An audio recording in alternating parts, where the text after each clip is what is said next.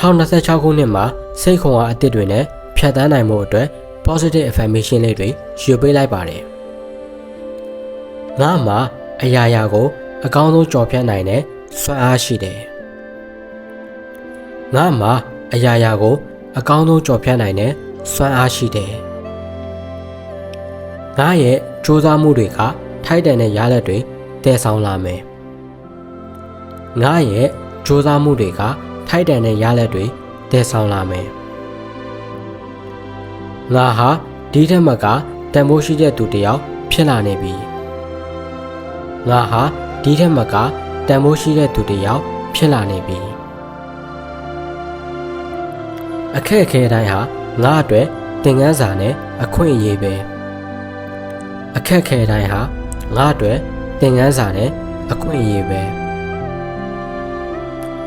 2026ဟာငါရဲ့အောင်မြင်မှုအသစ်တွေစတင်မဲ့နှစ်ဖြစ်တယ်။2026ဟာငါရဲ့အောင်မြင်မှုအသစ်တွေစတင်မဲ့နှစ်ဖြစ်တယ်။ငါရဲ့အိမ်မက်တွေစီကိုခြေတလန်းချင်းယုံကြည်ချက်ရှိရှိလှမ်းမယ်။ငါရဲ့အိမ်မက်တွေစီကိုခြေတလန်းချင်းယုံကြည်ချက်ရှိရှိလှမ်းမယ်။ငါဟာအခွင့်အရေးကောင်းတွေကိုဆွဲဆောင်နိုင်သူဖြစ်တယ်။ငါဟာအခွင့်အရေးကောင်းတွေကိုဆွဲဆောင်နိုင်သူဖြစ်တယ်။လှုပ်ဆောင်သမျှတိုးတက်မှုတိုင်းအတွက်ငါကုံငါဂုဏ်ယူတယ်။လှုပ်ဆောင်သမျှတိုးတက်မှုတိုင်းအတွက်ငါကုံငါဂုဏ်ယူတယ်။ငါရဲ့စိတ်နှလုံးဟာအေးချမ်းပြီးတည်ငြိမ်နေတယ်။ငါရဲ့စိတ်နှလုံးဟာအေးချမ်းပြီးတည်ငြိမ်နေတယ်။မလိုအပ်တဲ့စိုးရိမ်ပူပန်မှုတွေကိုငါလွှတ်ချလိုက်ပြီ။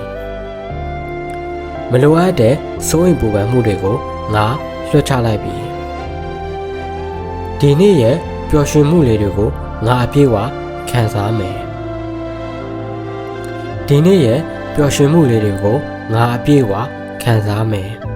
။ငါကိုငါချစ်တယ်။ငါကိုငါခွင့်လွှတ်တယ်။ငါကိုငါလက်ခံတယ်။ငါကိုငါချစ်တယ်။ငါကိုငါခွင့်လွှတ်တယ်။ငါကိုငါလက်ခံတယ်